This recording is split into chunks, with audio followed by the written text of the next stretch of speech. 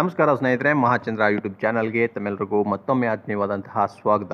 ಸ್ನೇಹಿತರೆ, 8ನೇ ವೇತನ ಆಯೋಗದ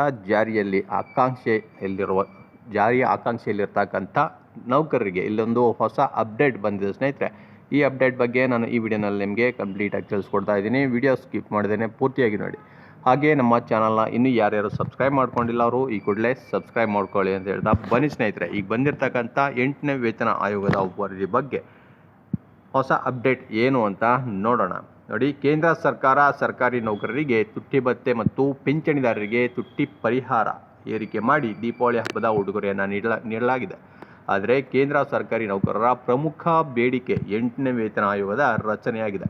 ಕೆಲವೇ ದಿನಗಳಲ್ಲಿ ಈ ಕುರಿತು ಸರ್ಕಾರ ತೀರ್ಮಾನವನ್ನು ಕೈಗೊಳ್ಳುವ ನಿರೀಕ್ಷೆ ಇದೆ. ಆಯೋಗದ ವರದಿಯಂತೆ ವೇತನ ಎಷ್ಟು ಏರಿಕೆ ಆಗಲಿದೆ ಅಂತ ಚರ್ಚೆಗಳು ನಡೀತಾ ಇದೆ.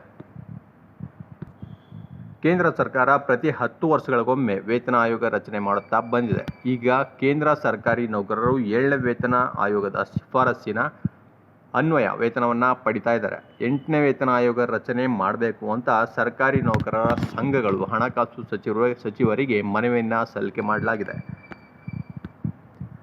ಕೇಂದ್ರದಲ್ಲಿ ಹೊಸದಾಗಿ ಅಧಿಕಾರಕ್ಕೆ ಬಂದ NDA ಸರ್ಕಾರ ತನ್ನ 2024-25ನೇ ಸಾಲಿನ ಪೂರ್ಣ ಪ್ರಮಾಣದ ಬಜೆಟ್ನಲ್ಲಿ 8ನೇ ವೇತನ ಆಯೋಗ ರಚನೆ ಕುರಿತು ಯಾವುದೇ ಘೋಷಣೆ ಮಾಡಿಲ್ಲ. ಇದು ಸರ್ಕಾರಿ ನೌಕರರ ನಿರಾಸೆಗೆ ಕಾರಣವಾಗಿತ್ತು. ಆದರೆ ಈಗ ಹೊಸ ಅಪ್ಡೇಟ್ ಸಿಕ್ಕಿದ್ದು ಈ ಕುರಿತು ಶೀಘ್ರವೇ ತೀರ್ಮಾನ ಕೈಗೊಳ್ಳಲಾಗ್ತಾ ಇದೆ. ಹೊಸ ಅಪ್ಡೇಟ್ ಏನಪ್ಪ ಅಂತಂದರೆ, ನೋಡಿ, ಇದೇ ನವೆಂಬರ್ನಲ್ಲಿ ಒಂದು ಸಭೆಯನ್ನು ನಡೆಸಲಾಗ್ತಾ ಇದೆ ಸ್ನೇಹಿತರೆ.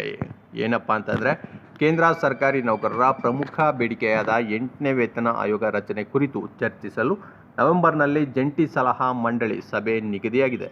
ನೌಕರರ ಬೇಡಿಕೆ ಕುರಿತು ಸಭೆಯಲ್ಲಿ ವಿವರವಾದ ಚರ್ಚೆಗಳು ನಡೆಯಲಿವೆ. ಕಾರ್ಮಿಕ ಸಂಘಟನೆಗಳು ಸಹ ವೇತನ ಆಯೋಗದ ಬೇಡಿಕೆಯನ್ನು ಸಭೆಯಲ್ಲಿ ಮಂಡಿಸಲಿದೆ. 7ನೇ ಕೇಂದ್ರ ವೇತನ ಆಯೋಗ ತನ್ನ ವರದಿಯನ್ನು ಅಂತಿಮಗೊಳಿಸಲು 18 ತಿಂಗಳ ಕಾಲಾವಕಾಶ ತೆಗೆದುಕೊಂಡಿತ್ತು. 2016ರಲ್ಲಿ ಈ ವರದಿ ಜಾರಿಗೆ ಬಂದಿದೆ. ಈಗ 8ನೇ ವೇತನ ಆಯೋಗ ರಚನೆಯ ಕುರಿತು 2025ರ ಆರಂಭದಲ್ಲಿ ಘೋಷಣೆ ಮಾಡುವ ನಿರೀಕ್ಷೆಯನ್ನು ಹೊಂದಲಾಗಿದೆ. ಅದಕ್ಕಾಗಿ ನವೆಂಬರ್ನಲ್ಲಿ ಸಭೆಯನ್ನು ನಿಗದಿ ಮಾಡಲಾಗಿದೆ. ರಚನೆಯಾಗುವ ಹೊಸ ವೇತನ ಆಯೋಗ ಸರ್ಕಾರಿ ನೌಕರರ ಮೂಲ ವೇತನ, ಪಿಂಚಣಿ ಮುಂತಾದವುಗಳನ್ನು ಏರಿಕೆ ಮಾಡುವ ಕುರಿತು ವಿವರವಾದ ಅಧ್ಯಯನ ನಡೆಸಲಿದೆ. ಹಣದುಬ್ಬರ ಮತ್ತು ಇತರ ಅಂಶಗಳನ್ನು ಗಮನದಲ್ಲಿಟ್ಟುಕೊಂಡು ಸರ್ಕಾರಿ ನೌಕರರ ಸಂಘದ ಮನವಿಗಳನ್ನು ಸ್ವೀಕಾರ ಮಾಡಿ ಸರ್ಕಾರಕ್ಕೆ ಶಿಫಾರಸು ಸಲ್ಲಿಕೆ ಮಾಡಲಿದೆ. 8ನೇ ವೇತನ ಆಯೋಗದ ವರದಿ ಜಾರಿಗೆ ಬಂದರೆ ಕೇಂದ್ರ ಸರ್ಕಾರಿ ನೌಕರರ ಮೂಲ ವೇತನ ಶೇಕಡ 34,000ದಿಂದ 34,560 ರೂಗಳಿಗೆ ಏರಿಕೆ ಆಗಲಿದೆ ಅಂತ ಅಂದಾಜಿಸಲಾಗಿದೆ. ಅಲ್ಲದೆ ನಿವೃತ್ತ ನೌಕರರ ಪಿಂಚಣಿಯೂ ಸಹ ಏರಿಕೆಯಾಗಲಿದೆ. ಆದ್ದರಿಂದ ನಿವೃತ್ತ ನೌಕರರಿಗೂ ಸಹ ವೇತನ ಆಯೋಗದ ಶಿಫಾರಸು ಯೋಜನೆಯ ಸಿಗಲಿದೆ. 2014ರ ಫೆಬ್ರವರಿ 28ರಂದು ಕೇಂದ್ರ ಸರ್ಕಾರ 7ನೇ ಕೇಂದ್ರ ವೇತನ ಆಯೋಗ ರಚನೆ ಮಾಡಿತ್ತು. ಈ ಆಯೋಗ ನೀಡಿದ ವರದಿಯನ್ನು 2016ರಲ್ಲಿ ಜಾರಿಗೊಳಿಸಲಾಗಿದೆ. ಈಗ 8ನೇ ವೇತನ ಆಯೋಗ ರಚನೆ ಮಾಡಿದರೆ 2026ರಲ್ಲಿ ವರದಿ ಕೈ ಸೇರಲಿದ್ದು ಹೊಸ ವರದಿ ಅನುಷ್ಠಾನಗೊಳಿಸಲು ಸರ್ಕಾರಕ್ಕೆ ಸಹಾಯಕವಾಗಲಿದೆ ಎಂಬುದು ಲೆಕ್ಕಾಚಾರ ಆಗಿದೆ. ಈ ಹಿಂದೆ ಪೂರ್ಣಗೊಂಡ ಸಂಸತ್ ಕಲಾಪದ ಸಂದರ್ಭದಲ್ಲಿ ರಾಜ್ಯಸಭೆಯಲ್ಲಿ ಸದಸ್ಯರೊಬ್ಬರ ಪ್ರಶ್ನೆಗೆ ಉತ್ತರ ನೀಡಿದ್ದ ಹಣಕಾಸು ಖಾತೆ ರಾಜ್ಯ ಸಚಿವ ಪಂಕಜ್ ಚೌಧರಿ 8ನೇ ವೇತನ ಆಯೋಗ ರಚನೆ ಮಾಡುವ ಪ್ರಸ್ತಾವನೆ ಸದ್ಯ ಸರ್ಕಾರದ ಮುಂದಿಲ್ಲ ಅಂತ ಹೇಳಿಕೆಯನ್ನು ನೀಡಿದರು. ಸರ್ಕಾರಿ ನೌಕರರ ಸಂಘಗಳ ಅಭಿಪ್ರಾಯದಂತೆ ಈ ಹಿಂದಿನ ವೇತನ ಆಯೋಗ ರಚನೆಗೆ ಹೋಲಿಕೆ ಮಾಡಿದರೆ 8ನೇ ವೇತನ ಆಯೋಗ ರಚನೆ ಘೋಷಣೆ ವಿಳಂಬ ಆಗ್ತಾ ಇದೆ. ಸೊ ಈ ಕಾರಣಕ್ಕಾಗಿ ಇದೇ ನವೆಂಬರ್ನಲ್ಲಿ ಒಂದು ಸಭೆಯನ್ನು ನಡೆಸಲಿಕ್ಕೆ ಈಗ ಶುರು ಮಾಡಿರ್ತಕ್ಕಂಥದ್ದು, ಒಂದು ಪ್ಲ್ಯಾನನ್ನು ಮಾಡ್ಕೊಂಡಿದ್ದಾರೆ ಸ್ನೇಹಿತರೆ.